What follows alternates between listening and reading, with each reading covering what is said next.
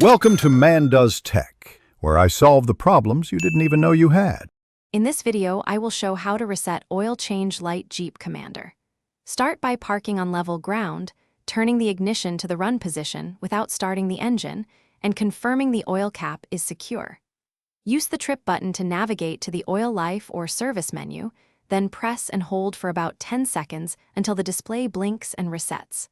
I'll walk you through each press and what to expect. With the dash lit, press the trip button to cycle through menus until you see oil life or service required. When the oil life appears, press and hold the same button steadily for about 10 seconds. Watch for the numbers to blink or the word reset to appear, then release and confirm the display shows 100% or no service required. If it doesn't reset, repeat the hold once more and check the owner's manual. If you're finding this video helpful, please subscribe and like to support more easy car tutorials. Quick recommendation. The new Kindle Paperwhite is great for reading manuals and how-tos anywhere, with a bright screen and long battery life that pairs perfectly with garage work. Check the description for the link and other deals, and grab one if you want a handy reference on the go. Now let's get back to the video.